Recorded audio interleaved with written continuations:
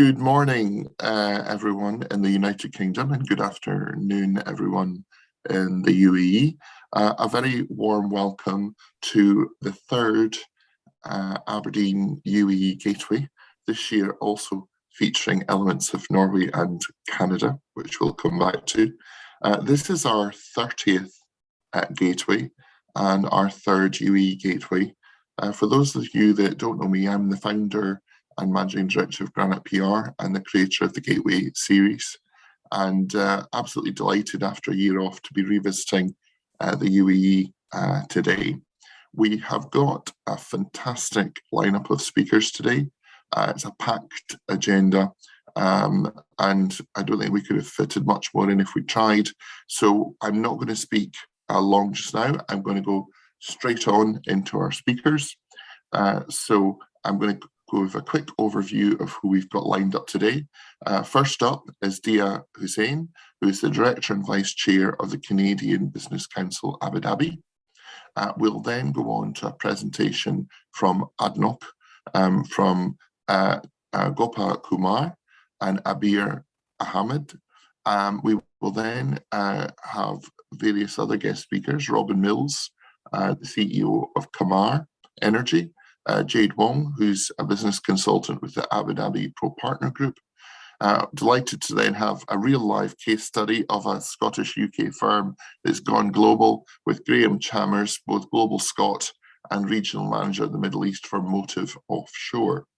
We've then got a message from Ewan Neilson, the head of energy and partner at Stronachs law firm in Aberdeen. And to encourage us all to explore the world again is Paul McDougall from Stewart Travel. So without further ado, I would like to introduce our first speaker this morning, and I'm delighted to introduce someone that has been at all three gateways, both the one in Aberdeen, the one in the UAE, and now the virtual one. So without further ado, I would like to welcome Dhia Hussain, who's Director and Vice Chair of the Canadian Business Council, Abu Dhabi, and he is one of our in-association partners today. So thank you, Dhia, for your support and helping make this event possible. Thank you very much, Brett. Really good day, ladies and gentlemen. Thank you very much for participating in the third annual Gateway to Abu Dhabi. And Canadian Business Council is delighted to support this amazing event. CBC Abu Dhabi has been in the market since 2005, and the aim of it is connecting companies and people from Canada, UAE, to opportunities in the region. Of course, CBC promote commercial investment between Canada and the UAE, focusing on Abu Dhabi. Our mission is to bring the gap, or let's say business gap, between the two countries and keep them dynamically interactive. We do that through memberships, of course, and our members can get connected with the people in the industry, can get connected with the government officials through our trade missions in the embassy, get invitation to focused networking groups, and keep members updated on recent news and needed information in the market. This is some of the benefits of being a member. Of course, the full benefit details can be found in our website, www.cbcabudhabi.com. Recently, CBC evolved to be more than a platform connecting companies in the region, but to be more active in business services, in addition to social events. We believe balancing our act between business and social activities can add value to our members.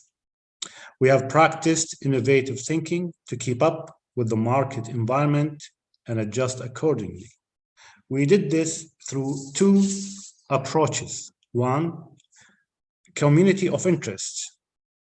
Well, that brings together members interested in various business fields like oil and gas, aerospace, defense and security, art, culture, etc.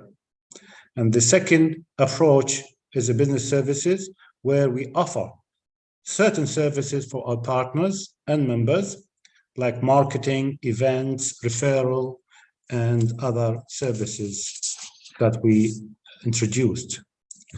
With the recent challenges and the recent market changes, we have introduced a new and exciting approach, a new one, by establishing an advisory role positions, where selected credible personalities from the society is handpicked to act as advisor to the council board of directors to provide more responsible, accurate information for our members. CBC always trying hard to be more effective by listening to our members and partners' feedback to improve our services. Thank you very much for this opportunity and wish you a pleasant day. Thank you, Brett.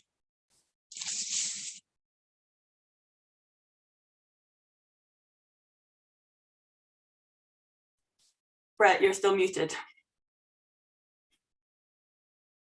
Sorry about that. Thank you, Stacey. Thank you very much, Dhia, for that very good introduction to today's event. Much appreciated.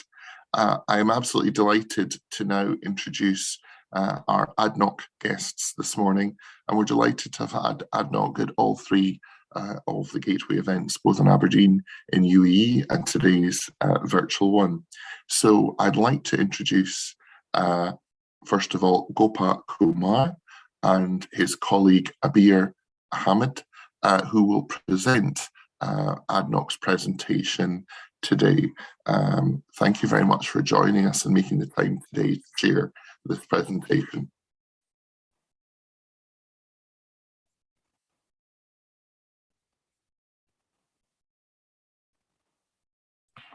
You'll need time. Yeah, sorry. Thanks, Stacey. I realized that. Thank you for. Hope my voice is clear. Yes. So basically, yeah. Thank you. Myself, my name is Gopa. I'm delighted to be here in this forum along with my colleague Abier. We are glad that we could get this opportunity to come and interact with you, although virtually. We would have loved to have the meeting in person, but so be it. It's virtual. It's good for us. I mean, at least we are able to convey the messages with each other.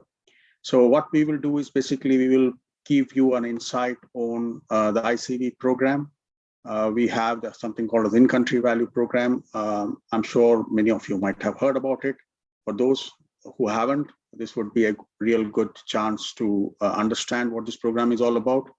And we also take you through the supply registration and pre-qualification process, which we have within ADNOC. So can you go to the next one slide? So before we go into the details, for those who are not quite aware about what, how ADNOC, the background of ADNOC or historical background of ADNOC, this is the slide which actually kind of summarizes it. ADNOC was established in 1971. So coincidentally, this is the 50th year for ADNOC. So we are going to have, we will be celebrating the 50th year. In fact, this is the whole year we have been doing that. And as we come to the end of this year, it coincides with the National Day, UAE National Day on the 1st of December. So it's a big moment for us. We are on the 50th year now. We are basically a group of 14 subsidiary companies, which actually caters to all throughout the oil and gas value chain, from upstream, midstream, and downstream. We are basically one of the leading oil and gas producers. We are currently having around 3 million barrels of oil per day and producing around 10.5 billion cubic feet of natural gas. ADNOC is proud to state and say that we are basically one of the prime movers of Abu Dhabi's growth and diversification. Basically, the kind of volume of transactions and business we actually generate within the country is one of the important elements of the economic growth UAE has witnessed in the recent past. We have been working closely with different international partners. All those 14 subsidiary companies, which I just mentioned previously, have got stakeholders with many international oil companies and other different private entities across the globe. So there is a lot of investment opportunities which is happening within UAE and within ADNOC. And many of the subsidiary companies, in fact, are jointly held with ADNOC as the major shareholder. Going to the next slide, Stacey. As one of leading industries within UAE, we are committed to having full focus on the HSE part. In fact, since beginning of this year, or in fact since last year, we have been carrying very close to our heart the slogan of 100% HSE. So it actually means, as the name suggests, 100% HSE would obviously mean that we do not like to see any compromises or shortcuts when HSE is in picture. It actually gives us a basic foundation for our smart growth strategy, which is we talk about for 2030. Also, it has been very clear from our top management that all along the hierarchy within the organization, right from the top management to the lowest worker on the site, we have been given completely empowered to kind of raise a flag, raise a concern, and raise an issue, raise any kind of unsafe practice which we may come across during our interaction or during our presence within the sites. So we have been completely empowered by the management to raise any flags and raise a concern, and which the management definitely takes note of it and tries to kind of mitigate those issues as quickly as possible. Next slide, please. Now we go into the main subject. First, myself, Gopa, I would take you through the in-country value program. Then I'll hand it over to my colleague to take you through the supplier pre-qualification and registration process in ADNOC. You can go ahead, Stacey. So I would like to tell you this, the background or the timeline of this program. This program, in fact, was conceived in middle of 2017. We were working within ADNOC HQ, within ADNOC, to kind of design and develop a program based on the instructions which we had from our leadership or the country's leadership to develop a program to promote the economic growth of the country. So it's not only work for ADNOC, but for the country in general. We have many programs in the region, similar in nature, but everybody has probably tailor-made it to meet their own objectives. Similarly, ADNOC also kind of developed its own in-country value program. So it was all conceived in the middle 2017. Then effectively in November 2017, that is exactly 4 years before, it was announced officially by the group CEO of ADNOC, Dr. Sultan Al Jaber, in the sidelines of ADIPEC, which is basically Abu Dhabi. It's a very prestigious oil and gas exhibition, which takes place every November. So 4 years back, under the aegis of ADIPEC, this program was announced by the group CEO. The market was told that ADNOC is in the process of developing and implementing a program called the in-country value. So subsequent to that, in January 2018, we once this program was developed and designed, it was brought into our procurement process. It was implemented in our procurement process. And since January 2018, the in-country value program is an integral part of our procurement and tendering activities. As we went along, once it was actually implemented in middle of 2018, we went ahead and asked for feedbacks. We got feedbacks from different stakeholders, including suppliers, group companies, and other governmental agencies. We collated those feedbacks, constructive feedbacks, which we got. In November 2018, we came up with a revision 2 of this program. So that shows that it was basically an agile program. We were ready to accept the kind of feedbacks which were coming from the market. We accommodated all those which was possible to be done to basically help the program develop and enhance. So revision 2 of the program was launched in November 2018. When we started the program, we had 6 independent companies, basically on auditing companies, who were actually empaneled and approved or authorized to issue the in-country value certificates for our suppliers. So considering the growth of this program and more suppliers willing to get certified, we increased the number of certifying bodies from 6, which were there earlier in the program. We doubled it to 12 in the month of April 2019. As we went along, we again, seeing the kind of impact this program is making within the country, we were joined hands by different other sector leaders within Abu Dhabi. For example, we had Mubadala, which was basically the investment agency for UAE government. We had Department of Economic Development from Abu Dhabi government, who were also keen to join this program. Then we had logistics sector lead, which is Abu Dhabi Ports. We had Nuclear Energy Corporation, Emirates Nuclear Energy Corporation. So all Aldar Properties, another example from the real estate sector, who is a leader in Abu Dhabi. So all these companies joined hands with ADNOC, and they all wanted to be part of this program. So they also started implementing this program. Once they joined, they started implementing this program in their own organizations. So this happened in June 2020, and accordingly, we had to kind of modify our original version of the formula of the calculation methodology, and that's how the revision 3 came into picture in June 2020. Early 2021, we added more certifying bodies because we had actually expanded this program to different sectors. So there was an opportunity for us to add more certifying bodies. So currently we are having 20 certifying bodies. They're all listed in our website within ADNOC.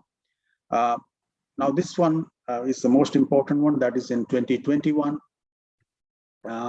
This program has now shifted from ADNOC and its participating entities who were limited in number. Now it has been taken over by the Ministry of Industry and Advanced Technology. We call them as MOIAT. So MOIAT has taken over this particular program. And now what that indicates is basically this program, which was started by ADNOC in the year 2018 or 2017, has been expanded at the federal level.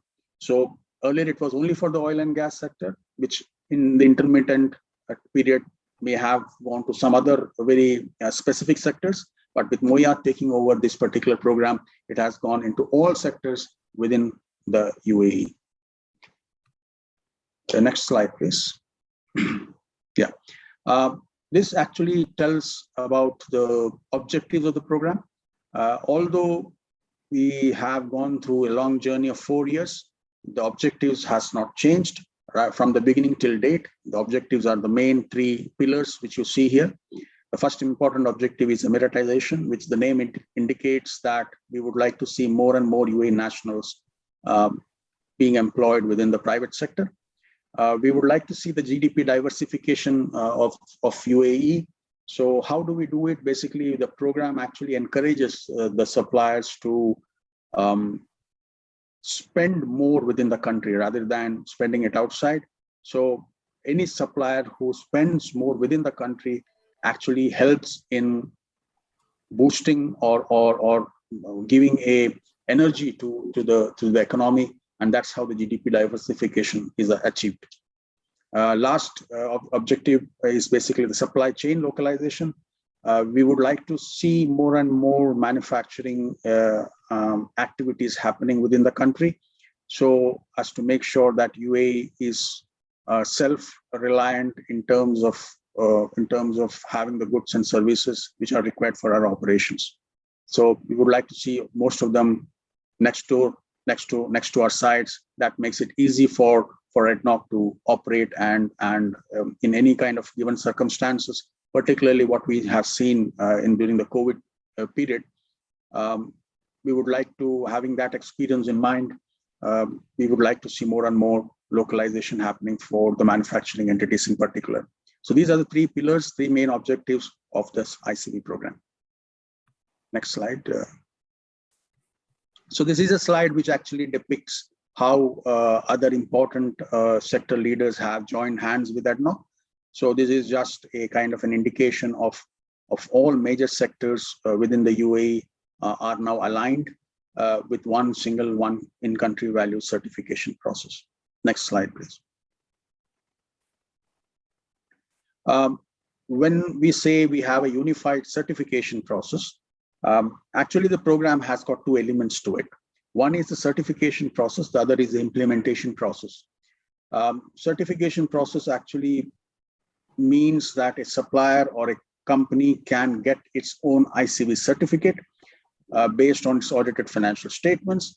That would be standard across all the entities who are in the program. So basically, if a supplier gets an ICV certificate, it will be applicable or it will be acceptable to across all the entities who are in UAE. So there is one certificate which is acceptable by everyone. But now how that certificate is actually being used in different companies will depend on the business requirements of that particular company. So what we have is a unified certification process, but a unique implementation program within each of the entities. So for example, ADNOC would use that certificate in its procurement process in the way it meets its business requirement. Similarly, other entities would use that certificate in their procurement process to meet their business requirements. So we have a unified certification process, which means a supplier will have one single ICV certificate, and that would be implemented by different companies in different entities within the program in the way they want to meet their business requirements. Next slide, please. This actually just to give you a nutshell of how the ICV score is calculated, what are the important attributes in calculating the ICV score. So what we see here in the first column, which is on the screen currently, is the most important element, which has got the maximum weightage. It has got 50% weightage in the overall ICV score. What we call this attribute is as the manufacturing cost and the third party spend. It actually looks at the supply chain of the contractor or the company. It looks at what is the kind of spend the supplier is making to its sub-suppliers. So basically it drives the suppliers to engage high ICV certified suppliers in its own supply chain. So basically ADNOC is pushing the tier 1 suppliers to have the maximum ICV. Similarly, the tier 1 suppliers who are directly engaged with ADNOC would push their supply chain, that is tier 2 and tier 3 suppliers, to increase their ICV. So this actually looks at the total cost which is incurred by a company towards its third party spend, plus the manpower Emirati cost, which is 100% Emirati cost, which is taken. That is basically the salaries which the company pays to Emirati employees, plus 60% of the expat cost divided by the total cost. So this actually gives a 50% weightage on in the overall ICV score. Next slide. Next comes the investment, which has got 25% weight. So this looks at the assets or the net book value of assets which a company holds as per their audited financial statements. So this 25% of the investment is broken down into two parts. The first 10% looks at the net book value of assets a company has within the country with respect to the overall assets which it holds. So if a company has got all its assets within the country, they straight away get the 10%. The next 15% actually would come from the actual net book value of the assets. So if the net book value of asset crosses 5 million dirhams, then they start getting this portion of the 15%. So 5 to 50 million, they get 5%, 51 to 100 million, they get another 5%, 101 to 150 million, they get the bank balance with 5%. So any company who has got a net book value of assets above 150 million, they get the full 25%, provided all those assets are within the country. Next slide. Then comes emiratization, which is having 15% weightage. It looks at the total amount of cost or salaries which a company pays towards its Emirati employees. So any company who pays up to 200,000 dirhams annually, they get 2%.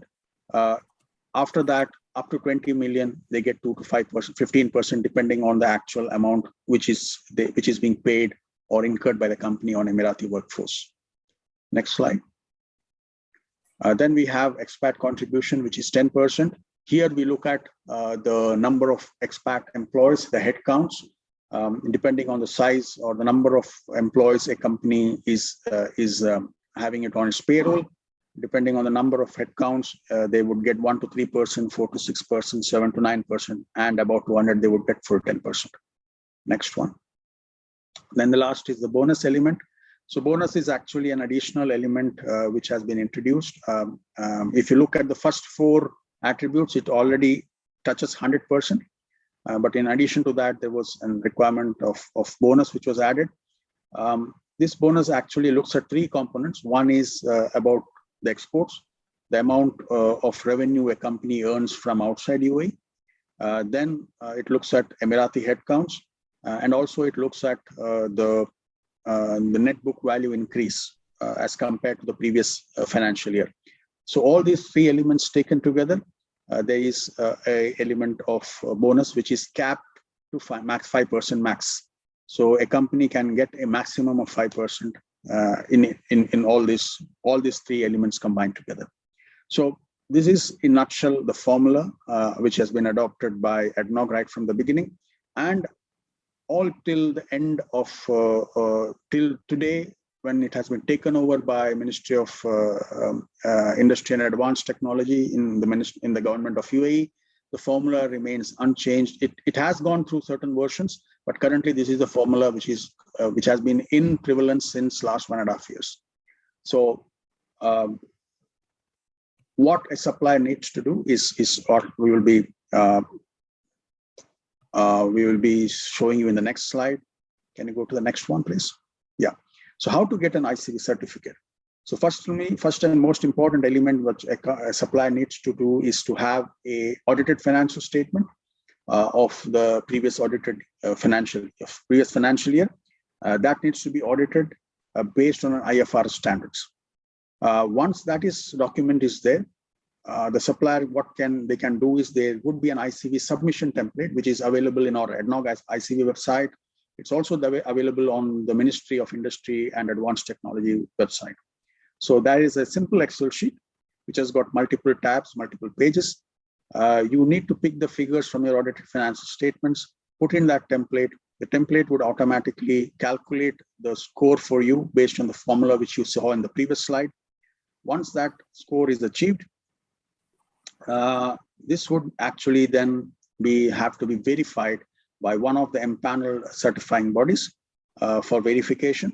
And once that is done, once the verification is done, that becomes an ICV certificate which will be issued by the certifying body. That certificate will be valid for 14 months from the date of audited financial statement. So that becomes a certificate which can be used by the supplier when they do business engagements with ADNOC or with any other company who actually is in the program. Next slide. So these are the names of the certifying bodies. You would see that there are 20 companies. All of them are, so a supplier is free to choose any of the companies from this list. All the details are available on our ICV website. The contact details, the contact numbers, the mobile numbers, the email IDs of all the companies, the focal points from all these companies. Suppliers can freely engage with any one of them and get their ICV certificate done. Next one, please. Now, the previous part of few slides was basically about how the ICV certificate is actually issued. Now, what in the next few slides I will be explaining is how we in ADNOC take that certificate into our procurement process. So I'll try to explain that in the next few slides, please. Now, what we do is we look at the ICV score of a company. Now, how do we get that ICV score? Is basically we have a score which is already there in the ICV certificate, which is based on the audited financial statement of any company. As I mentioned, it has got an expiry date of 14 months from the date of audited financial statement, and it needs to be attested by one of the ADNOC empaneled certifying bodies. So that's what you see on your left side, which is the ICV certificate. In addition to the ICV certificate, ADNOC also requires suppliers or bidders to submit an ICV improvement plan. What does that mean? ICV improvement plan is basically a plan which is developed by a bidder, indicating on how the bidder forecasts to improve their current ICV score to a different level, to how there would be a growth. So both these elements are taken into picture consideration, ICV certificate and ICV improvement plan. We combine them together and come up with an overall ICV score. Next slide, please. So I'll just try to explain on how the process of procurement happens within our organization. Obviously, when there is a requirement for any goods or services procurement or to be sourced from an external market, we do a tender which is floated out to all our pre-qualified suppliers. Obviously, the tender has got its own technical and commercial requirements. Then next one, please. Then we have, once the bids are submitted by the suppliers, it undergoes a technical scrutiny, based on a technical criteria which is already decided upfront. So here, the evaluation actually happens purely on the technical requirements. There is no commercial things which is being reviewed. We don't review the ICV at this stage. It's purely technical. So any company who meets the technical standards, technically found acceptable, they go to the next stage of commercial evaluation. As we do, as everyone knows, in the commercial evaluation, we only look at the technically accepted bidders. We rank them based on the prices from L1, L2, and so on and so forth, depending on the quoted prices. And also we look at the ICV percentage and ICV improvement plan at this stage. Next one, please. Now the ICV evaluation happens. So in this case, what happens is we in ADNOC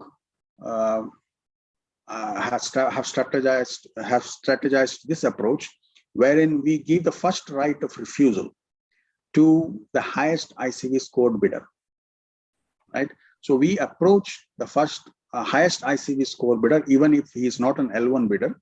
We go to him or go to that particular bidder and ask the bidder to offer them a counter offer with a negotiated price or a target price. If the highest ICV bidder accepts the target price, we give them provide them, we go ahead with the award. If not, we go to the next highest ICV. This is explained in the next slide. If you can, yeah. So here it is just a simple illustration of how it actually works. In this case, we have a pool of 5 bidders from A to E. Each of them have quoted a certain price, and they have been listed in order of their prices quoted. So on the top, bidder supplier A has got the lowest price quoted. Bidder E, on the other hand, has the highest quoted price. But when we look at the certificate, so before the ICV program came into picture, we would straight away go to supplier A. All these suppliers are already technically qualified, right? So we go to supplier A, and we would basically straight away proceed with award of that particular tender to supplier A. But now, after the ICV regime has come into picture, so we look at the ICV certificates of all the suppliers and the ICV improvement plans of all the suppliers. We combine them, what we call as a combined ICV score, which is basically having a certain weightage for the ICV certificate and certain weightage for the improvement plan, come up with a combined ICV percentage. Now, in this case, in this example, if you look, bidder E has got the next, has the highest ICV score. Can you hit the next button, Stacey? Yeah, I'm just before you continue, I'm just letting you know we're running a little bit over. So I know Abier still has to speak as well, but I'm just going to let you know that we're very close. Sure, no problem. I'll try to. This is my last slide, so I'll quickly take it up. Yeah. Thank you. So the next step is obviously we'll approach bidder E, who has got the highest combined ICV score, and offer him the target price. If the bidder E accepts the target price, he gets awarded. If not, we go to the next highest ICV bidder, which is bidder D, and that is H2. So accordingly, we would proceed till an award is finalized. So this is in a nutshell how we have the ICV certification process and how it is implemented within ADNOC. Thanks for being with us, with me for the ICV. Now my colleague Abier would take over for the registration and pre-qualification. Thanks everyone. Thank you.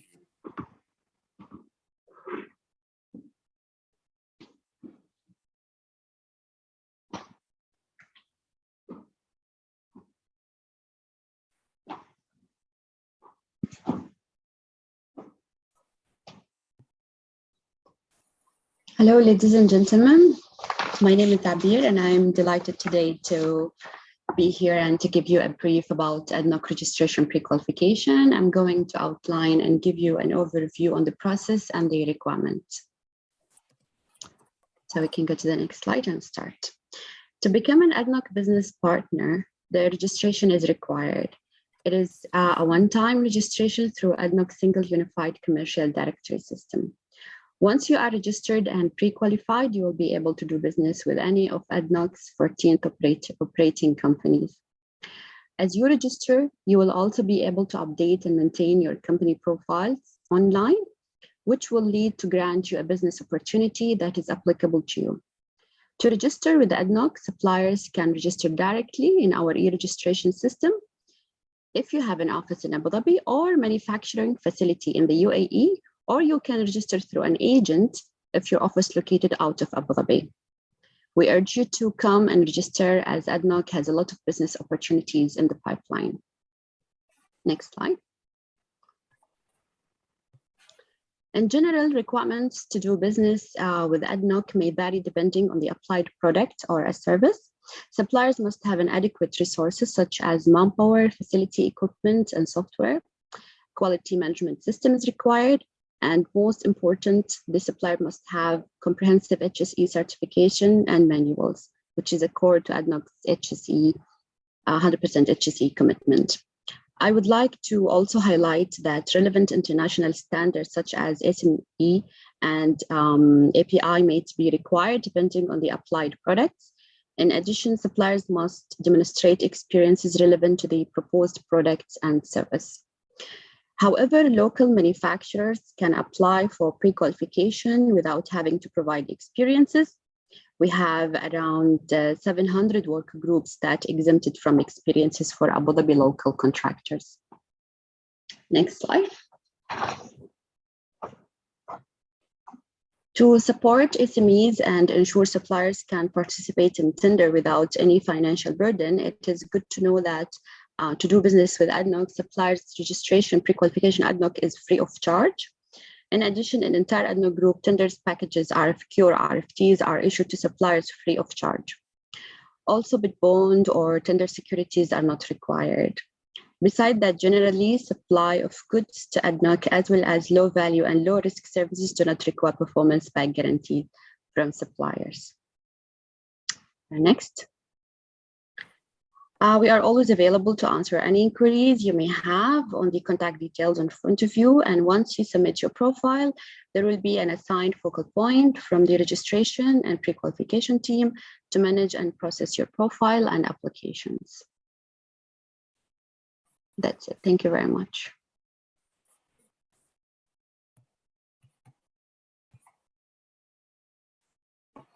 And thank you very much to ADNOC for that superb and detailed and very valuable presentation that I'm sure many people will find very useful. If you have any questions, please put them in the chat and we'll come back to them. I'm moving swiftly on now to our next speaker because we're a little bit behind. And I'd like to hand over now to Robin Mills, CEO of Qamar Energy. Robin, the floor is yours.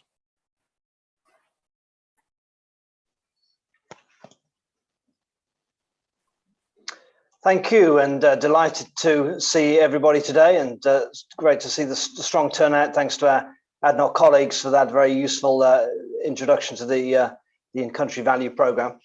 I'd like to speak on a somewhat wider topic today, which is the energy transition across the Middle East and the impact it's having on governments and on national oil companies in the region, and how that can affect the longer-term outlook for doing business with them. So next slide, please. So I've tried to frame the challenge that these companies and countries have across three dilemmas, which are to do with the global energy transition. We're obviously going through the COP26 conference in Scotland at the moment. That is very important for setting the direction of future climate policy. We've seen a lot of very interesting news, developments, commitments in the run-up to COP26 and from it regarding decarbonisation, low carbon technologies, investment in climate, and so on. And that comes after a phase of the pandemic and associated action around that, in which that was to some extent a reset for the energy system. Obviously, dramatic fall in oil and gas prices during 2020, and then a very strong rebound, but also a lot of soul searching about what is the way forward for the energy industry in this new landscape. And as part of that, we've seen these three big challenges that I see here. The first is these long-term predictions for declining global oil demand, and ultimately also declining global gas demand. You'll see these predictions from the International Energy Agency, for example, but from many other bodies who have produced different scenarios for the energy future up to 2050 and beyond. However, at the moment, of course, we're actually in a period of very strong oil prices, and particularly of gas prices. Record high gas prices being set throughout Europe and East Asia. And there are concerns over underinvestment. Are we investing enough to guarantee oil and gas supplies and energy security over the next few years, regardless of what happens in the longer term with climate policy? Is investment even being held back by environmental concerns, which are very warranted, but creating problems for shortages in the short term? And we're seeing the response of the OPEC Plus group, so the OPEC countries plus Russia and some others, who were able to impose these oil production cuts in 2020, and so help prices recover from the pandemic lockdowns. Those cuts are gradually being restored, but again, as part of this period of high oil prices, we're seeing that some countries now can't achieve their OPEC plus production targets as those levels increase, again due to security problems, political problems, underinvestment, and other reasons. Second part of the dilemma is that the net zero commitments, and we've seen several by major oil producers recently. Very interesting that the UAE set a net zero carbon goal for 2050, which is comparable then to that that's been set by, for example, the EU, the UK, US, and some others. Saudi Arabia followed with a 2060 target, also Bahrain. So 3 countries in the region with net zero targets now, possibly more will follow. So first question is how do they meet these domestically? And what role does the oil and gas industry play in that? What is the implications for export markets? So are they going, if a lot of other countries follow net zero, what does this mean for the export markets for oil and gas? And what is the role of domestic gas in these net zero targets? Is it a help for reaching targets at first, but potentially also eventually a challenge? And the third part of this, replacing oil and gas revenues. So OPEC export earnings in 2021 from oil are forecasted at $865 billion, a big recovery from 300 odd billion during the 2020 pandemic. So there is a hope that some of this could be replaced with exports of other products and fuels such as hydrogen. However, the world hydrogen export market on quite an optimistic view in 2050 is forecast at 300 billion. And that, of course, will be shared with countries like Australia, countries in North Africa, possibly Russia and others. So how indeed are these new fuels and new energy products going to replace the 865 billion or so of oil revenues this year, not to mention, of course, gas, LNG, other revenues. So next slide, please. So I'm going to divide the presentation looking at oil and gas, and then renewables, and then hydrogen. So I talked a bit about peak oil demand and the prospect that oil demand might be soon going into a permanent decline. A lot of forecasts like that of the IEA will say that this is necessary in order to meet climate targets. And you can see on the left the IEA, three of the IEA scenarios, the stated policies, which basically countries continue with the policies they have today. The announced pledges, where the countries succeed in meeting the pledges that they've made under their Paris Agreement commitments. And then the third is a sustainable development scenario, which is indeed that new pledges are made and stronger policies are introduced. And you can see in these that oil production, oil demand globally, in the first stated policies case, it would be pretty much flat up to 2050 at just over 100 million barrels per day. In the sustainable development case, it might fall to just about 40 million.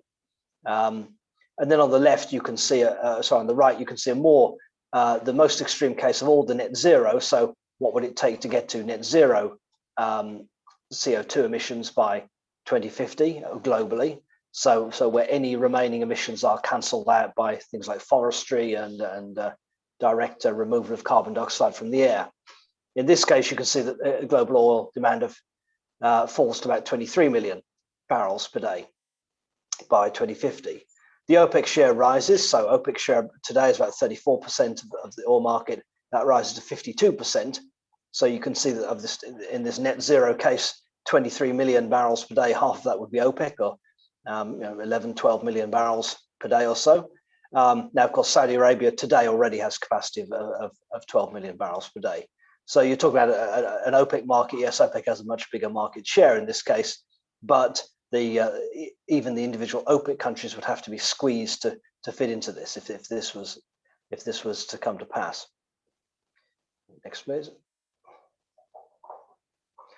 And in this case, of course, oil revenues would be much lower because exports would be much lower, but also the price is also expected to be much lower in this case because with so few producers, of course, then only the very, very lowest cost producers would still be in the market. So you can see here that the 865 billion of oil revenues this year for OPEC falls to something like 478 billion by 2030 in the announced pledges case, and ultimately down to 44 billion by 2050. So obviously a very dramatic fall and something that would require a complete rethink of the economy. Now, will this be achieved? Are we actually on track for net zero? I think most commentators will say no, we've made a lot of progress, but we're not on track. So these are possibly extreme cases, but they do show a direction of travel. Next, please. And then I mentioned on the gas side. So, we've seen very strong growth in gas demand in the Middle East. In fact, the Middle East region has been, of all global regions other than China, it has been the strongest region for growth in gas demand in absolute terms. So the volume of gas consumed in the Middle East over the past 2 decades has increased more than anywhere else except China. So it is a very large gas market. Even if we think about the Middle East as a gas exporter, actually, in a way, it's even more important as a gas consuming region, as a consumer of its own produced gas. Now, this situation, I think, may change or at least slow down. So we have our own forecasts for Middle East gas demand, and you see here we see a slowing of growth in gas demand to about 2% annually up to 2035, driven by a number of factors: improved energy efficiency, a slowdown of growth in some countries, a replacement by alternative generation methods such as renewables, and in the case of the UAE, nuclear power, reduction of energy subsidies. So a whole range of policies and approaches to slowing growth. Nevertheless, still significant growth up to 2035. And this is not including potential future use from new uses, particularly hydrogen, which could add substantial extra use of growth demand. And some countries in the region still do stand out with quite strong growth, particularly Iraq, with a potential 7% annual increase in gas demand as it reduces flaring and tries to boost its power output. Now, Qatar, of course, also boosting gas output, not for domestic use particularly, but for its very large expansion of its LNG exports. So this is an important trend over the next 10, 15 years of gas demand in the region, continuing growth, although at a slower rate. and a search for uses for new gas production. Next, please.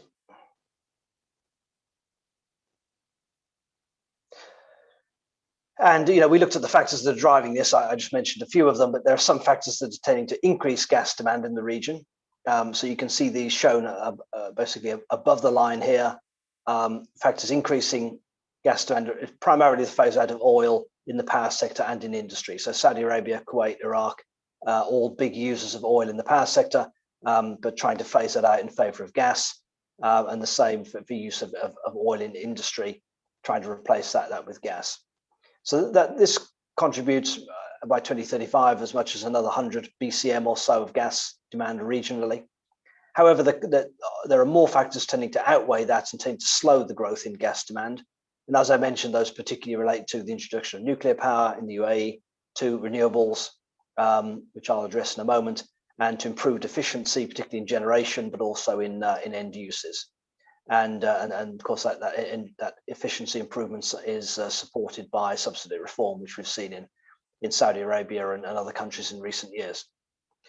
Next, please. So I've mentioned renewables a few times. Renewables, and particularly solar power, have become incredibly competitive in the Middle East. We saw that first of all in the UAE, achieving world record low solar bid prices, and we've now seen that repeated in Saudi Arabia and in other regional countries. And even some of the kind of, say, the slower starters like Iraq have now had serious discussions on some very large solar power projects with again, pretty competitive costs. And if you look at the chart on the right, you can see a comparison of generating costs in the region.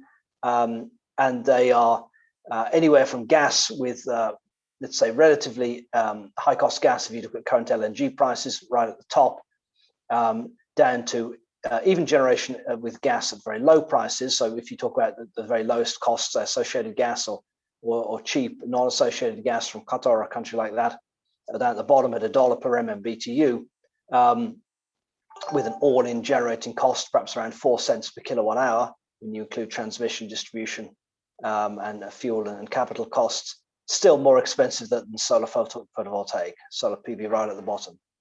So solar PV extremely competitive. Onshore wind in good locations like northwest Saudi Arabia, parts of Oman, Egypt, Jordan. Onshore wind also extremely competitive. And so this creates a very strong economic impetus to replace oil and gas generation with solar. Now, you may say, of course, solar needs backup. Solar doesn't generate 24 hours. Yep, that's true, of course. But the level of solar PV penetration in the region is so low that we can increase it very substantially before we get into serious issues of needing backup. And of course, a large part of demand in the Gulf in particular is air conditioning demand, which you need in the summer, in the daytime primarily, when of course the solar generation is very strong. So a good match of supply and demand. And this is all driving very strong growth in solar power in the region. And you can see our forecast on the left, solar growth in the region, which comes up to about more than 100 gigawatts of solar installed by 2030. So this is about equivalent to, let's say, China, the total Chinese market of last year. So you see the Middle East emerging as really a serious player as a user of solar power on a global scale by 2030 or so, led by UAE, Saudi Arabia, as the two largest, but contributions from most of the regional countries. Iraq, a bit of a question mark, but Iraq could be significant, and then some others that have maybe been slower to pick it up. Okay, next please.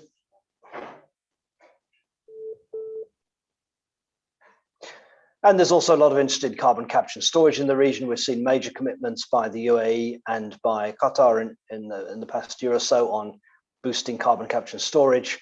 And we've shown the technical potential here for capture from various countries, looking at the industries and the most obvious sources of CO2 for capture. So low cost capture options, like from direct reduced iron plants, from some petrochemical facilities, from gas processing and capture of CO2 from high CO2 gas and so on. So technical potential there, again, reaching about 30 million tons per year by 2030. Now, the current plans are not on pace to deliver this, but this is just showing the size of the prize for carbon capture and storage. And again, CCS a very important contributor to the net zero goals from the UAE, Saudi Arabia, and others. Really essential, particularly to decarbonising the industrial sector. And then on the other side, we're seeing very strong improvements in battery costs. And this, again, coming back on the solar power, is supportive of higher solar penetration, of being able to meet fluctuations in demand and from the solar generation. Next, please.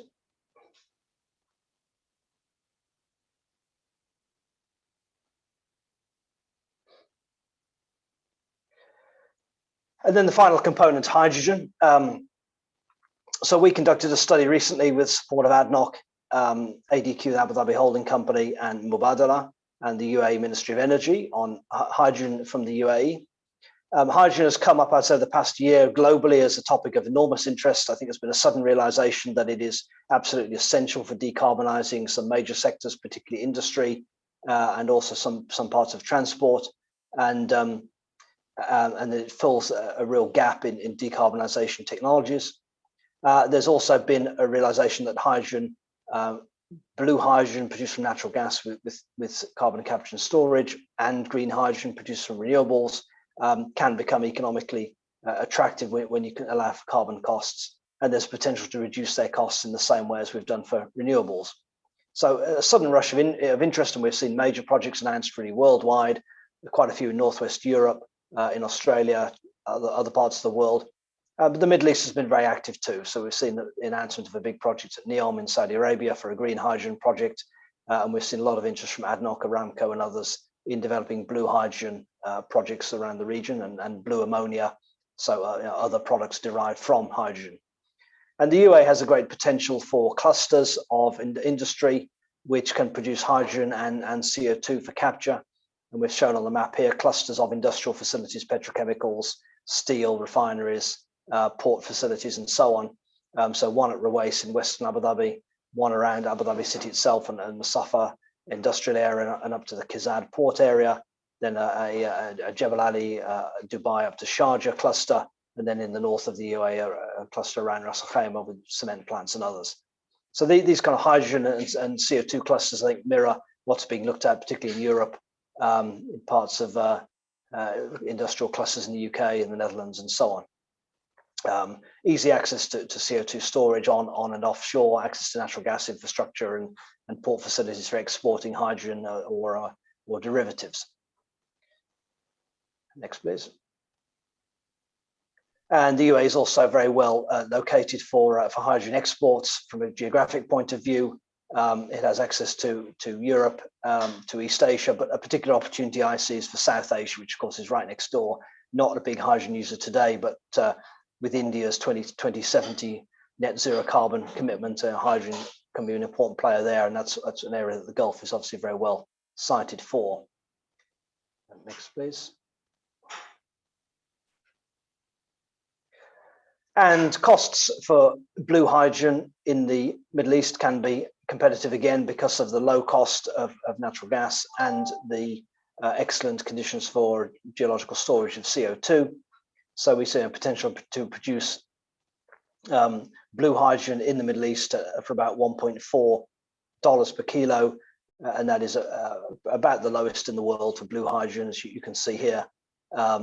More competitive, a little bit cheaper than Russia, a little bit cheaper than the US.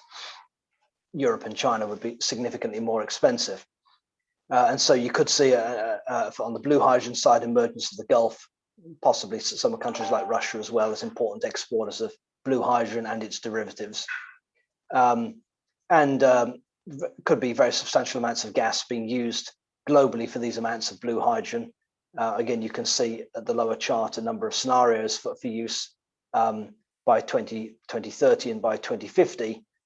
So up to 3 to 400 BCM of gas being used globally for blue hydrogen. So it could become a very significant user of gas. And so this would amount to sit between 6 to 34% of current Middle East consumption of gas could be used for blue hydrogen. Now, obviously the Middle East will not be the only player in blue hydrogen, but this does give you a feeling for the potential opportunity here. Pretty much at time, Robin, just to let you know. Yeah, sure. Next, please. And also green hydrogen in the Middle East has a chance for extremely competitive costs here because of the excellent solar resource. And we've shown here the potential declines in the cost. Possible for the Middle East to be producing green hydrogen down at $1.6 or $1.7 per kilo, which is a bit more than blue, but still globally very competitive. So next, please. Yeah, so just to address these dilemmas I mentioned before, the long-term predictions for global declining oil and gas demand. So this calls on the industry to invest flexibly and more quickly and to look for short and medium-term opportunities, reducing costs and carbon footprint via improved technologies, and the concept to be the last producer standing, i.e. the last low-cost, low-carbon producer of oil and gas. The net zero commitments, there's a clear domestic path to achieving these through renewables and efficiency, nuclear and CCS. And gas for CCS is available as a feedstock for industry and for hydrogen. And for replacing oil and gas revenues, there are complements, so hydrogen and its derivatives, decarbonized materials like steel, for example, for which the region could be a center of export to the rest of the world, exports of electricity perhaps, and imported CCUS, i.e. bringing in carbon dioxide from other regions for capture in the Middle East. They're all valuable complements, but they're not enough on their own to be replacements for the very large earnings for oil and gas. And therefore, it's crucial to grow domestic downstream industries and technology that build on hydrogen and these materials and others to add more value. So manufacturing type industries and services in order to be able to build up a diversified economy. So thank you very much for your attention. Thank you very much, Robin, for some excellent slides and for covering such a vast array of both energy and the energy transition. Lots for us to think about there. Thank you for such a huge effort there. Really appreciate that. So without further ado, I will move swiftly on to our next speaker. I'm delighted to introduce Jade Wong, who's a business consultant with the Pro Partner Group in the UAE. Jade, the floor is yours. Thank you, Brett. Afternoon, everyone. My name's Jade, and I'm a business consultant for Pro Partner Group. I'm based in Abu Dhabi, and today I will talk you through the procedures and the considerations for setting up a business in the UAE, as well as some of the recent updates that have occurred quite recently. First, I'll begin with a brief introduction to Pro Partner Group. Next slide. Next slide. So we are a corporate service provider who assists with company setups, local partnership, and PRO services across the region. We operate across Abu Dhabi, Dubai, Oman, and Qatar, and we have a resource of around about 50 staff across the region. Next slide.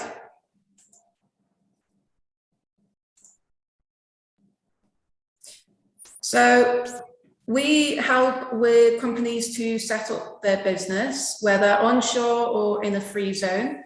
Knowing how stressful it can be to set up a business, we save you the hassle by providing a dedicated and experienced management team who have excellent expertise across the region and strong relationships with government departments who can support you with obtaining your license and obtaining any external approvals if required, which basically saves you with the hassle of going through that process yourself.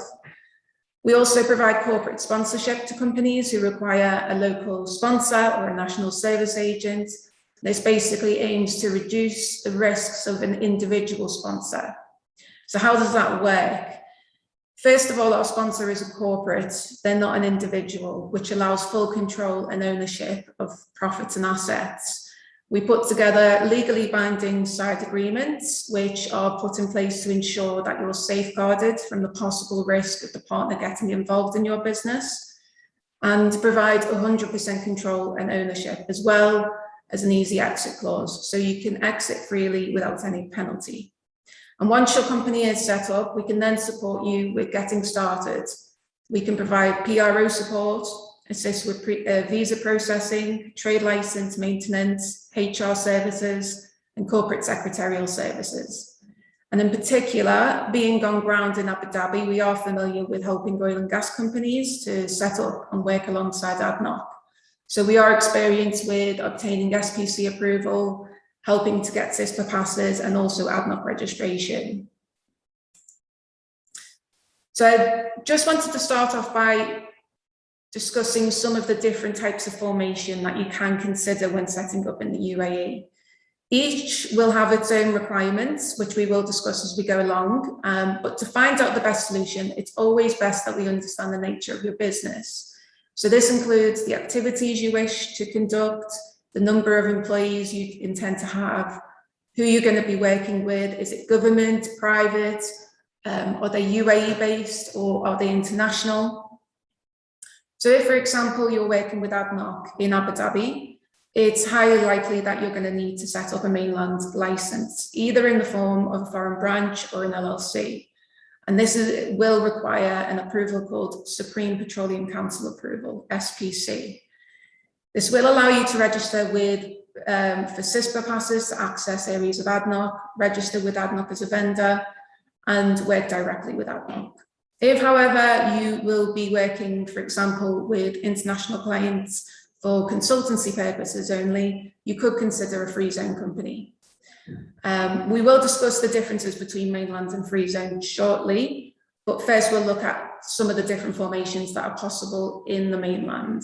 Next slide.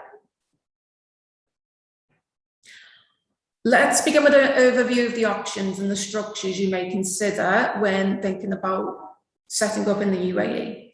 So there are different structures to consider when setting up a company, from mainland LLC, foreign branch, rep office, or a free zone company. And there are certain factors that can determine the best solution, which structure you should really take, or which will be best for what you want to do. So factors include, as I mentioned earlier, the type of activities you will want to have on the license, which clients you intend to work with, how many employees you plan to have, and so on. One of the questions we're always asked is whether a company should set up in the mainland as an LLC or a foreign branch. This, again, as I mentioned, is determined by a number of factors, such as the kinds of activities that you want to have on your license and who you're going to be working with. Both structures do allow a full presence in the UAE mainland and require a physical office, but there are a few differences. So again, the kinds of activities you can have on the license. So a foreign branch will basically mirror the mother company business activities and can be restricted in terms of certain activities. So for example, in regards to trading or real estate activities, whereas an LLC allows trading and most activities. Ownership is another key consideration. So depending on the activities, an LLC may still require a 51% local sponsor, whereas a foreign branch is 100% owned by the investor.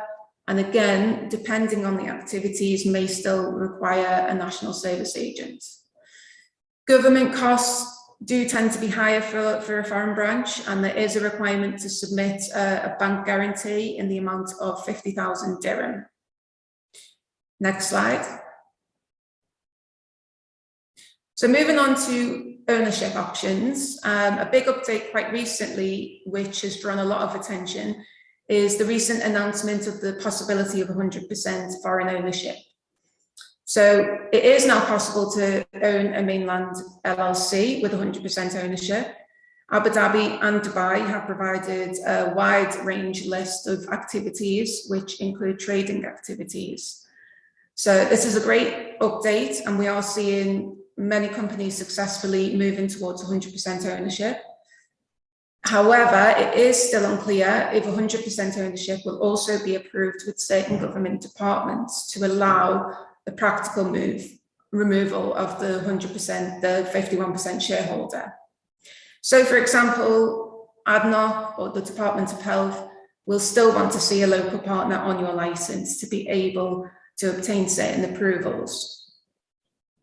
So for companies who wish to register for ADNOC, we are seeing that SPC is still requiring an SPC approved NSA or local partner in order to approve new companies, and for existing companies to maintain their ADNOC approval in Abu Dhabi. Next slide.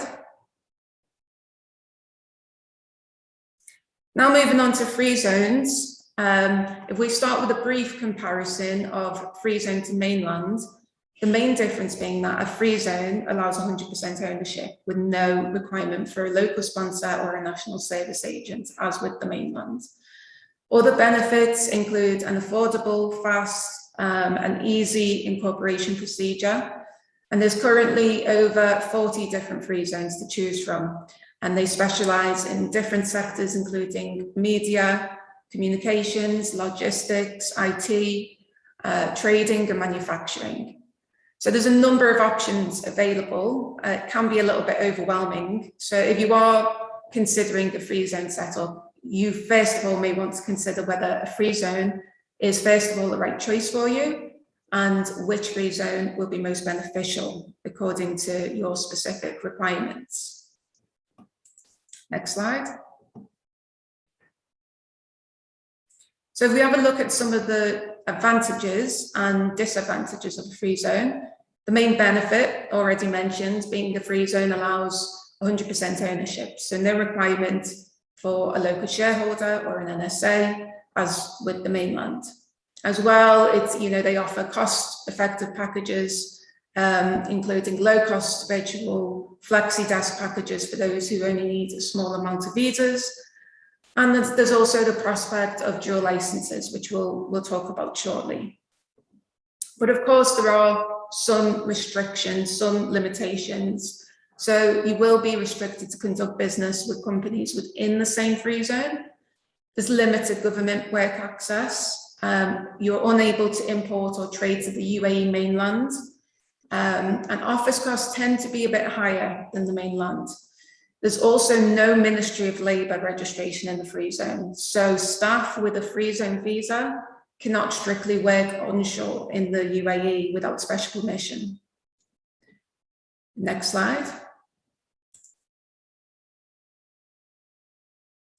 So dual licensing is the latest development offered by some UAE free zones. And this provides free zone companies with the ability to extend into the mainland onshore UAE.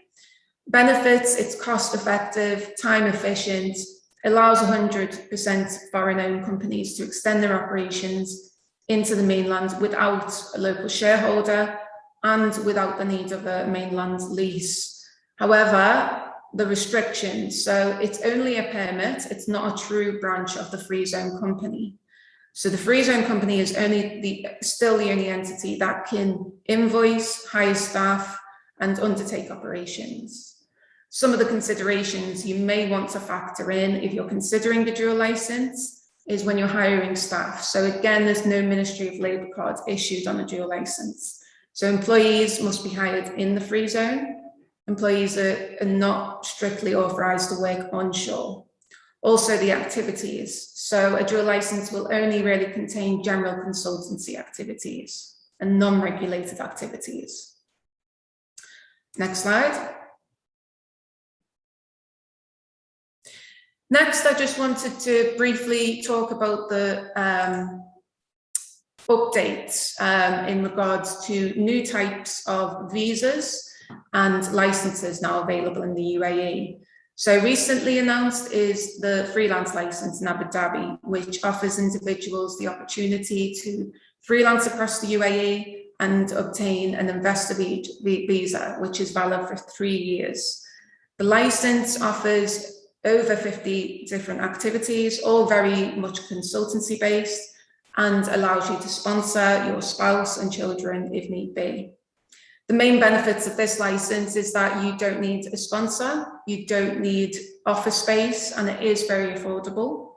And for those of you based in Dubai, you can still apply for this license. You just need to be aware that if you currently hold a work visa or spouse visa or Dubai visa, you would then need to move your visa onto an Abu Dhabi investor visa under the freelancer license once your current visa expires. And if you want to obtain dependent visas, you will need to show an Abu Dhabi lease agreement. Next slide. So next, I just wanted to briefly talk about the Dubai Work Remote Visa, which allows individuals working for companies overseas to obtain a work resident visa and allow them to work and live in the UAE. The visa is valid for 1 year and it's renewable after 1 year and onwards. The program grants access to all standard services that residents benefit from in Dubai. So that includes banking, healthcare and schooling. And then it also allows global workers to obviously work and live in the UAE whilst undertaking work for companies or with companies from other countries. What you'll need to apply is proof of employment from the current employer with a minimum of a 1 year contract and a minimum of $5,000 per month salary. Next slide. So for long-term options, the Golden Visa was introduced earlier this year and offers long-term residency for certain categories of people who may be eligible. So this includes investors in public investments, people with specialized talents, investors in property, entrepreneurs, and outstanding students. So this means that those who can meet the criteria for the categories mentioned can apply. For example, those with specialized talents such as doctors, scientists, or those who own property or have a business may be eligible for a long-term visa ranging from 5 to 10 years. And to check if you are eligible or if you can meet the criteria, you can find out more information at the Abu Dhabi Residence Office, who can provide you with a little bit more information. Next slide. So just to conclude, overall, UAE has recently made some really strong efforts to make it easier for investors to set up their business in the UAE, as well as offering long-term residency options for those who are looking to settle in the region for a longer period of time. So if you are considering setting up a business in the UAE, it is important to consider which type of structure will be most beneficial for your business needs. And it is key to consider factors such as who you're going to be working with and the kind of activities you wish to set up with. So just to round up the presentation, myself and the Pro Partner Group are more than happy to offer any advice or guidance when considering to set up in the UAE. So feel free to send over any questions at any time. Thank you. Thank you very much, Jade. And I'm sure those services and updates will be of value to many that are exploring growing their market and setting up their market in the UAE. So I noticed already there's some people with queries for you. So please feel free to pop any questions in the chat for Jade and our colleagues. So on to the next speaker, and I'm delighted. I always try in the gateways to give a real live case study of a Scottish UK business that's managed to grow internationally, spread its footprint, and Motive Offshore is absolutely one such example. It has set up and grown in the Middle East and other parts around the globe. So I'm delighted now to be joined today by Graeme Chalmers, who is Regional Manager for the Middle East for Motive Offshore and is also a global Scot, part of the network designed to help Scottish businesses around the world. Graeme, the floor is yours, sir. Thanks, Brett, and thanks to you and Stacey for putting this event together. It's good to see such a high attendance to this event, and I'm presuming that with ADIPEC coming up, that everyone's interested in seeing what's happening in the region. Just to give you a quick intro into myself, I'm Graeme Chalmers. I'm part of the team at Motive FZE based in the UAE. Despite my youthful looks, I have been in the energy industry for 16 years. And the last 6, I've been based in the UAE. The company here is formed around our core values, our Motive core values, which are people, planet, and product.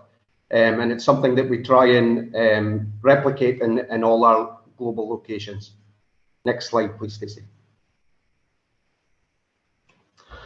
So Motive FZE was established in 2016, and at the time we were offering marine and offshore products, predominantly our back deck equipment.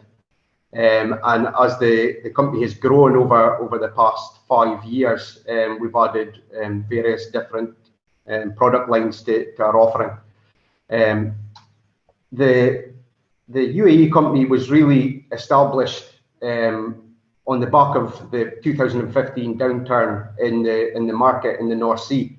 I think everyone would be aware that it was quite dramatic and quite sudden, the downturn across 2015. We had a base established in Norway, and working in Norway and the UK was starting to slow down, and the Middle East was starting to ramp up. And we were seeing more and more inquiries from clients here, and being asked more and more by our clients to have something based directly on the ground. Eddie Moore, he moved here from Norway. He moved across to the Middle East in late 2015, early 16, and established Motive FZE in Sharjah Safe Zone. They built the business from the ground up, essentially, and we quickly formed strong client relationships and became very busy with growing our revenue month by month from almost day one. Across the group, we worked to increase and diversify the services, and the product lines grew, which gave us access to wider client base, and also different sectors as well. Next slide, please, Stacey. So our 3 main product lines in the Middle East are our rentals division, where we specialize in our back deck equipment, our hydraulic modular equipment, surf and cable lay, HPUs, fluid transfer equipment, anything modular and rental equipment for that. For our engineering division, design, engineering and manufacturing of our own equipment, but also equipment for sale. And we also have our rig services division in the Middle East, where we supply equipment to predominantly to rig companies, ARO and such like in the Middle East. And that's a procurement function, which is a very popular part of the business here in the Middle East. And our spooling and inspection division, this is an area which we've been focused on growing over the last 12 months, and I'm glad to report that it's doing so. Involved in all manner of spooling and inspection works, integrity, hose surveys, drop object surveys, wire rope inspection, MRT work for specialist crane wires and shore pull wires. So the reason that we chose the UAE was that the market, as I said, in the UK was slowing down, but in the Middle East it was ramping up quite considerably as a direct result of the market in the UK slowing down, with the oil price steadily declining. When we came here in 2015, a lot of people thought it was a pretty bold move. We got quite a lot of comments that it was quite bold to be setting up a new entity while the market continued to decline, but we saw it as a perfect opportunity for us to fill a gap in the market with our European experience, our quality, and our health and safety goals, in an industry where it had struggled for a few years with getting to those standards. We were fortunate to have a good team here, and we started with Eddie, and we're now up to a diversified team of 22 now. Next slide, please, Stacey. So our vision is to be the leading energy industry specialist, and what it's worth remembering here is that it's not just oil and gas. There are multiple sectors. There is a huge real estate business here, and there's construction going on all over the place. There's utilities everywhere, and I'm glad to say that we are diversifying our portfolio into those areas. Next slide, please. So our team and our company culture has been what's seen us expand and what's seen us grow over the last 5 years. Our team today, you know, our strapline is people, product, performance, and we put our team at the center of everything we do. We deeply care about the impact of our team and how they reach out to our clients and how we can help them to evolve. We set our people's health, safety, well-being and development at the highest priority, and the business takes efforts to be a big part of every part of their growth. We believe in our people and we believe in putting them first, and that has been key, and that's our Middle East team there. And our people come from a variety of backgrounds, but everyone has the same goal and has the same values.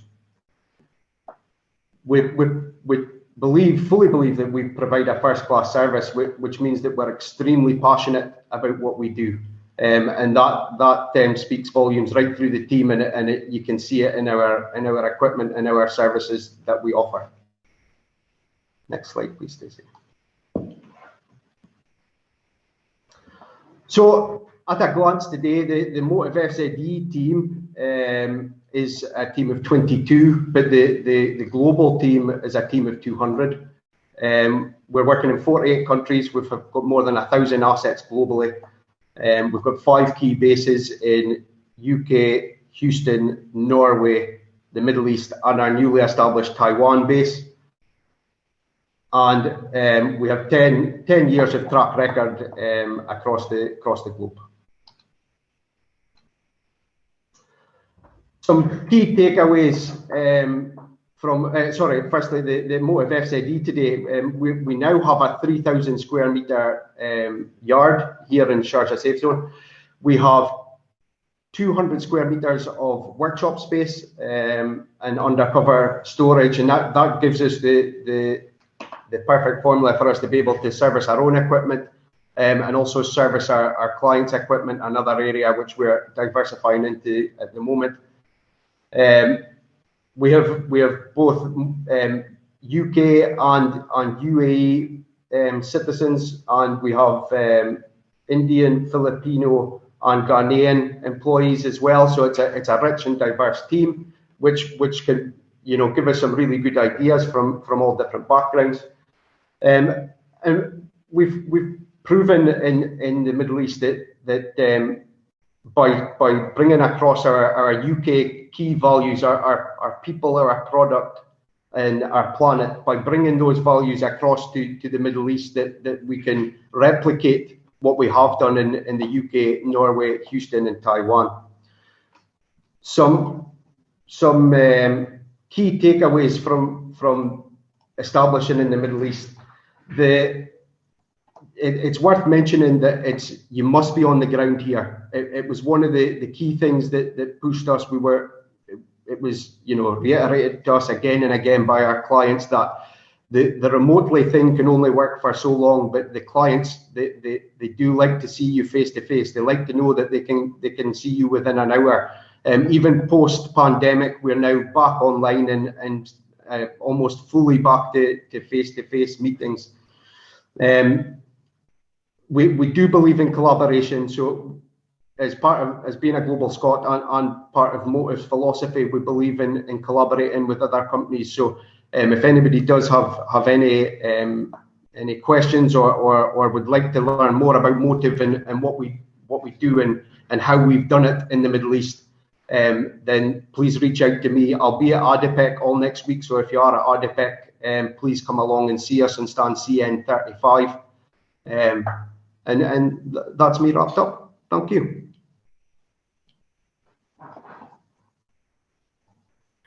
Thank you very much, Graeme. And I'm sure there'll be a lot of you will be interested in next week if you're out in UAE having a catch up and a coffee with Graeme, either at the show or during that week. And Graeme, thank you for once again sharing the Motive growth journey and story. I think it makes the whole of what we're doing today very real. So thank you for that. Okay, our next speaker is slightly different because it's pre-recorded, but delighted that Stronachs and Head of Energy, Ewan Neilson, is sharing some insight to energy and energy transition. And he has presented at all of our gateways this year. So we're grateful for their support. And Stacey, without further ado, let's hear from Ewan Neilson, the Head of Energy at Stronachs. Good afternoon, ladies and gentlemen. I'm Ewan Neilson from Stronachs. First slide, please. Welcome to Aberdeen UAE Gateway. First of all, a little bit about Stronachs. We're a northeast law firm based northeast of Scotland with offices in Mayfair and Inverness. We're an old law firm. Our roots actually go back further than 150 years. Average age of the partners is 43, and we've got one of the biggest headcounts in the northeast of Scotland. Next slide, please. I thought in the 2 weeks of COP26, saying something about that now was very important, both to governments, but also companies in UAE and Aberdeen, because we've both committed to the net zero at 2050. So how did we get there? It all started actually earlier than in the 60s, 70s, I think, some concern about carbon emissions. And that grew into 1998, the first panel on the IPCC panel. So they produced a report in 1990. And there was a meeting, the convention on UNFCCC, and that led to the Kyoto Protocol. So that was a multi-government protocol, but in some respects it didn't achieve its targets of trying to reduce the emissions. And that in itself led to the Paris Agreement, which was a revolutionary treaty signed up by a large number of countries to agree to reducing carbon emissions to less than 2% of pre-industrial levels. But the most significant thing happened this year was in 2021 in August, the IPCC published a report, which is just here, and I'm just going to go into that, on climate change. And it's the scientific basis of why we need to change. And it's important because 198 countries have agreed to it, but no one has disagreed. And the most important thing is that its findings were very alarming. So we have at the moment COP26, which is over the next 2 weeks trying to find opportunities to make those limitations in carbon emissions. Next slide, please. So I look at the physical science basis report. It's compiled by 234 scientists, 14,000 scientific papers, over 66 countries. So a lot of countries in the world have been represented in it. And the alarming thing about it is that we're not on track to, we're on track to exceed global warming by 2% above industrial levels within the next few years. And why that's important is as you increase emissions, that multiplies and everything gets warmer and hotter, and the climate changes faster. The biggest four emitters in the world, China, US, EU, and India, have now all pledged during this week to reduce net zero before 27. Next slide, please.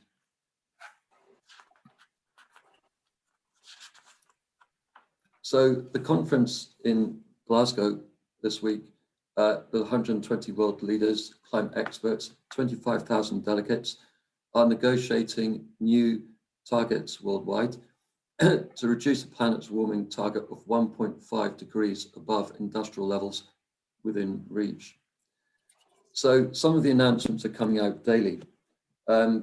One is to reverse deforestation. Another is to cut methane gas. Probably that's the most significant. Another very important one is that the 450 biggest companies in the world, controlling $130 trillion of assets, have signed up to ensure that financing in the future meets net zero carbon targets. Next one, please. So today, we've got a framework agreement, and we've got agreements on single subjects. And it's all about achieving a balance between emissions produced and emissions absorbed or removed. However, what do we mean by this? There's an interesting article in the Financial Times today by Jade, which really summed it all up. We can agree frameworks, but unless they're put into law in different countries, in the UAE and into the UK and Scottish government's legislation, and unless there are technology to measure emissions properly and fairly, transparently, and unless there are proper accounting procedures and legal systems to sanction where there's been breaches of those laws, then it doesn't really go that far. However, those are the stages hopefully we're coming to next. In achieving net zero, we mean negative emissions and carbon removal, afforestation and deforestation, CCS, BECCS, and direct air capture. Next slide, please. So in the UK, we've Build Back Greener. So there's a policy paper launched by the government in October. And the main highlights are clean electricity by 2035. In England, small nuclear reactors, major investment across the UK in blue and green hydrogen, replacing our gas boilers by 2035. That's very, very significant. I remember when boilers were replaced in the mid-70s, moving away from syngas, and zero emissions vehicles coming in by 2030, mandated, and the sale of petrol and diesel cars and vans being abolished. Next, please. Scotland's climate change plan looks similar. It's quite significant that the target of generating the equivalent to 100% of its electricity demand from renewables by 2020 was actually narrowly missed by 97.4%. So significant contributions been made by Scotland. Next slide, please. In Scotland, offshore wind is going to be one of the key drivers of change. Onshore wind's been there for a number of years, but huge amounts of capital is being invested into floating offshore wind. And that will mean green hydrogen being produced from Scottish waters into subsea structures at some point over the next 5 to 10 years. This year's seen latest tender draws 74 bids, some strong competition with companies like Shell, BP, Equinor, Total Energies, and Eni being amongst the bidders. So we expect huge change in Scotland with green hydrogen shortly. Next, please. In terms of Aberdeen, we've been at the centre of the oil and gas industry, not only in the UK, but also Europe. One of the most significant things we've seen just recently is our big new harbour. UK hasn't built many harbours recently, but it's the first new harbour for some time. We're part of the Scottish Government's energy transition, and the Kincardine floating offshore wind project got going in 2020. We expect to create lots of green jobs in the future. Next slide, please. One of the significant things going ahead is our global underwater hub. This takes our big subsea industry, in which we have about 45% worldwide, into the renewables subsea industry, etc. So we see that as a very big plus, and Aberdeen's at the heart of that. Aberdeen's also at the heart of the biggest, largest hydrogen bus fleets in Europe. We've got one of the largest public sector hydrogen fleets. And I think other capitals will be overtaking us shortly, but we very much put ourselves on the front foot in terms of hydrogen for the future. Next slide, please. Carbon capture in the UK is going to be very important, as it is in UAE. Both countries, both governments have agreed to invest substantial amount of money into this. And we've got 5 projects in UK, 2 which are backed by the government, East Coast Cluster and HyNet project. Humber Zero and HyNet project. Acorn project is a Scottish project, and that's on the reserve list. But one of the key things is about CCS knowledge sharing and cost reduction. And that's something we're going to be working with the UAE governments. Next one, please.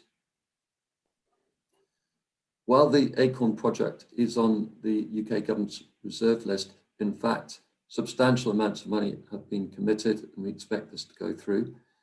And this really looks at decarbonising oil and gas assets in the North Sea.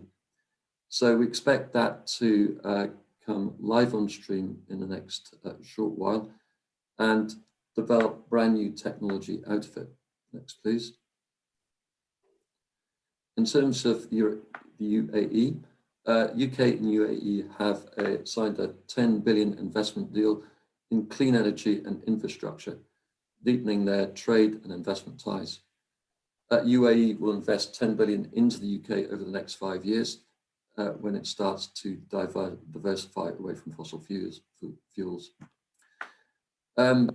In October 2021, the UAE became the first of the Arabian Gulf petrostates to commit to net zero by 2050.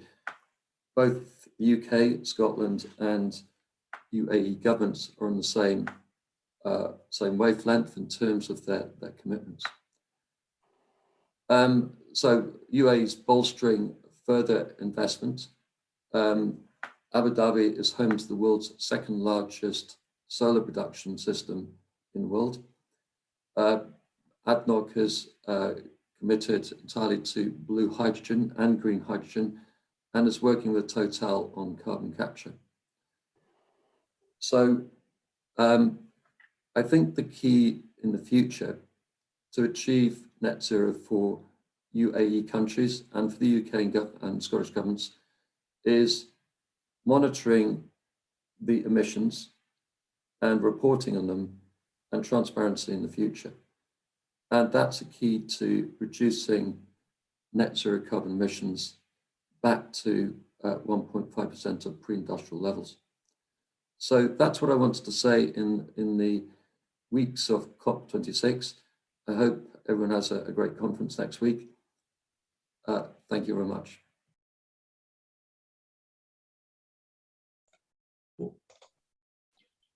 So thank you to Ewan Neilson, the partner and head of energy at Stronachs, for giving some insight there. If anyone has a question for Ewan, please pop it in the chat and we can send it to him and connect you with him direct. So the final and a very important point is we're all starting to travel again. I got on a plane last month for the first time in 23 months to go overseas, and I'm got several other trips in the pipeline. So without further ado, to encourage us all back to explore the world, I would like to introduce Paul McDougall of the Stewart Travel Group. Paul, the floor is yours. Hello and good morning. I hope you're all well. Well, first off, just to introduce myself a little bit, I'm the Corporate Sales Manager for Stewart Travel Management. I've been with the company now for 6 months, but myself, I actually have been in travel for about 17 years now. So I've seen myself go through retail travel, aviation, marketing, account management, and now a sales manager. So, I mean, I think the only thing I've not done is travel is working as cabin crew. But, you know, the way this past couple of years have gone, you might see me in the sky soon, just the way it's going as well. But I just want to say hello and a good morning. I hope you're all well. And thank you to Brent and Stacey for today. I always look forward to your events. And it's an ideal chance to tell you all a little bit about Stewart Travel Management. Now, we've been delivering exceptional travel management to businesses in all sectors for over 40 years. We stand behind our service with highly skilled, experienced staff and state-of-the-art technology. We know we don't have a monopoly on good service, but it is our absolute #1 objective. for all of us, it's about making your business travel experience with us the best you've ever had. We have all the latest systems, fantastic relationships with our suppliers and our partners. We've got years and years of experience, but empowering our people, helping them to be the best that they can be, and having fun along the way is the greatest asset that we have. If we can just skip along, I think it's probably to slide 4. The next one. So just having a look at what we can do for you, because at Stewart Travel Management, we look after every single aspect of your travel, whether it's in the air, in the hotel, rail, ferry and car hire, perhaps that you need marine fares, offshore specialists, we've got all that covered as well. We've got a tailored self-booking tool and also a bookable app on your phone. We'll look after you in the airport with the lounges, the parking, the transfers, and we also have our passport and visa services team, which I believe is very, very important, especially in the current climate. But for me, a couple of things that are very, very important in the times that we are operating in is the travel restriction and requirement advice, because as we know, that's ever changing, and we do have teams that are working on this constantly to provide the most up-to-date information for yourself and whoever it might be that's traveling. On top of that, we've got discounted COVID testing packages, because we know that's going to continue for some time yet. So the cost of that can obviously mount up, but we do have access to discounts for that as well. Now, along with dedicated account managers and 24-hour emergency service, you're going to have complete peace of mind. On top of that, we've got our chauffeur service, we've got our conference events team, VIP booking service. The list goes on and on. Now, moving forward onto the next slide, please, Stacey. When we talk about our technology and innovation at Stewart Travel Management, if you can just pop onto the next one, it's got a bit of an overview. So you can see on the top left there, we've got our ATRIS online booking. Now, it literally is a leading online corporate tool. And it is a market leader, but it's used globally and is designed to empower travel managers of medium to large size corporate clients. It is a platform that's got proven customer success. Currently, there's about 3,000 corporate clients who rely on it, and it streamlines processes, improves supplier and contract management, and it helps you achieve ongoing and sustainable reductions in travel spend, which we all know is very important. Now, by delivering a positive experience for your travellers, it will positively reinforce user behaviour, and that increases adoption, reduces programme leakage, and decreasing the reliance on travel agent-assisted reservations. The result is a significant reduction in travel booking transaction fees, and research shows it can save you as much as 50%. So it means that you've got access to this 24/7. Yes, you have us there on hand, but you can also jump onto our online booking tool and you can book a flight within seconds, or a hotel, or whatever you require. Now, it ties in with our mobile app version, which again means that you can book on the move. I myself, we book a lot of our travel through the ATRIS system as well, and I've been able to book it on my phone while I'm sat on the bus or the train or whatever as well. So it's very, very easy to use, very, very straightforward. Now, if we can just jump on to the next slide, please. We have a reporting system, which I think is a great benefit. It doesn't cost anything extra when you're working with Stewart Travel Management, and it's called Stewart Analytics. It's our reporting software, and this provides data management that is powerful, fast, and very easy to use. See, as a customer, you can view your travel spend, you can measure preferred supplier usage, you can track travel behaviour, you can monitor policy adherence, and you can also improve savings. It enables you to make effective decisions about your budget plans through a comprehensive view of your past and future travel spend. It's got customizable dashboards, and you can quickly and easily access the information that means the most to you. You can get a snapshot of your reports in real time. See, these reports automatically update every month as well, so you're able to drill down and see the information that's most relevant to you and your company. Now, whatever your reports on, we've got it covered, whether it's about CO2, missed savings, booking patterns, and much more. We've got it all covered for you. And if we can jump on to the next slide, please. Another benefit of using Stewart Travel Management, which this one is fantastic, and it will give you, again, more and more peace of mind. It's called eLocate. So eLocate is a highly useful tool for clients to manage travel bookings and corporate responsibility. It's fully automated and it's always up to date. It can instantly track every single booking from creation to completion. Say Stuart Travel Management can quickly pinpoint and locate all travellers in a specific area and automatically contact them all by email or text message. This way it will keep travellers and travel bookings up to date on any world events or any potential travel emergencies. So, you know, if something kicked off potentially somewhere in the world, wherever it is, we're able just to jump onto there and send a message across to the company and the clients to keep them up to date. Maybe there's going to be long delays, whatever it is, we've got it covered there. So the benefit definitely speaks for itself. Jumping on to the next one, please, Stacey. We've got carbon offset. Now, of course, now more than ever, we need to take into consideration the sensitive link between travel and the environment, which has, of course, been discussed previously by other people on the Gateway event as well. Now, we've partnered with Trees for Travel, and looking into it, it is absolutely fantastic what we're doing with them and what they're actually trying to do as well. And it's to offer a simple and effective way for our clients to manage, monitor, and offset their own carbon emissions, as we know is hugely important.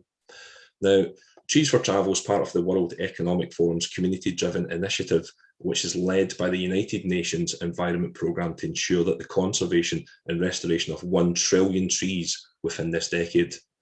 As one of the largest industries in the world, the travel industry has the opportunity to deliver massive, urgently needed progress against climate change through natural, biodiverse and sustainable development goals. So tree planting is considered to be one of the most cost-effective methods of offsetting CO2. If anybody wants to know a bit more about Trees for Travel, feel free to drop me a message or an email. And then if we can move on there, Stacey. So of course, the Gateway is about the UAE and it's Stuart Travel. We work and partner with all the airlines, all the major airlines that are going to get you there back and forth, whether it's directly or indirectly through regional departure points, you know, whether it's Loganair going down from Aberdeen or Edinburgh, wherever, down south and then connecting on with another major airline, or whether it's KLM going across via Amsterdam, we've got it all covered. Now, as well on top of that, we work with many companies from Scotland and further afield, and basically we will help regularly get them to the UAE. So it's been really good. But even with the time difference of 4 hours, you will always have access to not only our online booking tool, our mobile booking app, but also to our emergency assistance team 24/7, just in case anything does go wrong. And then on to the last one there. So why partner with a TMC? What's so important in these times about partnering up with a TMC? Because there'll be some people on here that maybe already work with a TMC, or maybe you just do the bookings yourself. But it's not just about, you know, you've got the well-being and safety of your employees, sorry. You can save your time, your money, your corporate discounts, but it's not just about that. It is sincerely about the well-being of your staff, along where you can have complete peace of mind with professional support 24/7. Everything is absolutely looked after. You do not have to sit and go through several websites and make several bookings, and then if anything goes wrong, you have to, or your PA or whoever it is, has to sit and call all these companies individually or wait for emails. We do all this for you. You have a dedicated team in place, on hand, always ready and waiting for you. And we will look after you from booking all the way through until the person comes back. So we've got it all covered. And to end on another cheery note as well, we have a holiday program in place for all of our clients, which you yourselves would have access to complete and utter discounts across travel. So if you had to book your own holiday, you would also get discounts on your holidays whilst being a client of Stuart Travel Management, because we're part of a massive group across the UK that has shops, that is corporate. We look after golf, we look after absolutely everything. So we're there to give you peace of mind, not just for your corporate travel, but also for your own holidays. Thank you.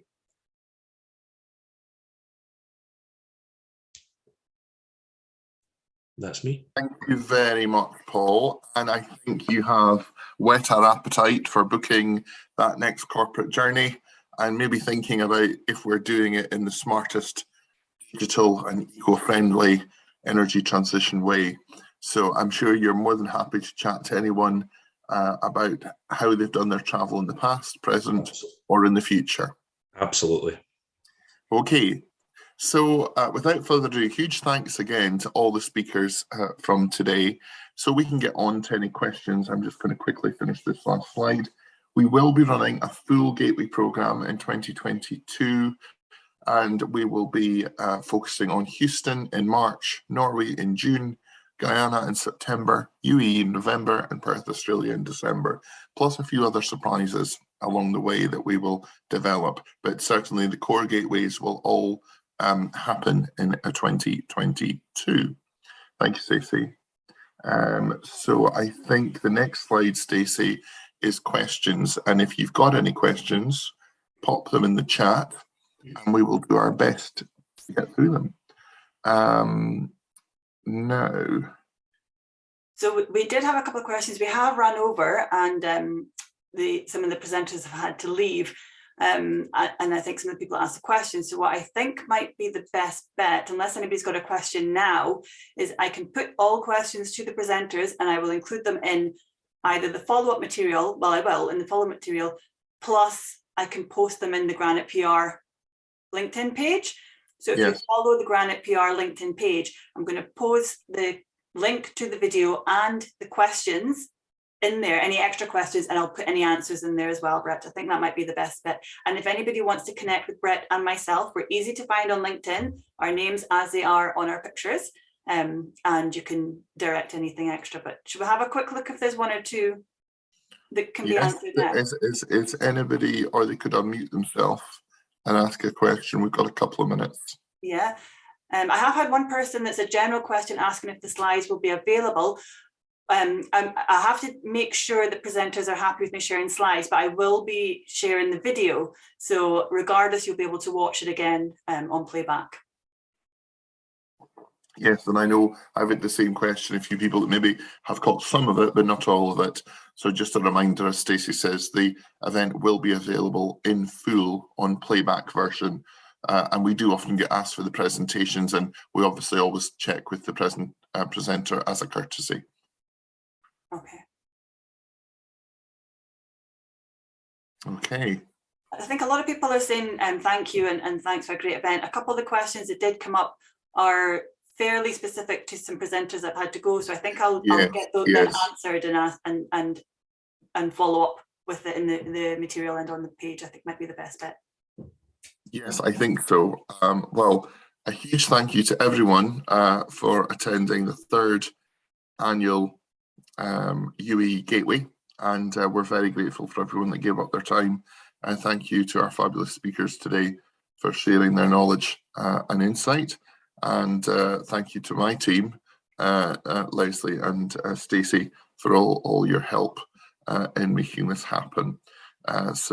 And special thanks again also to our in-association partners today, the Canadian Business Council Abu Dhabi and the Norwegian Abu Dhabi Business Group. So much appreciated.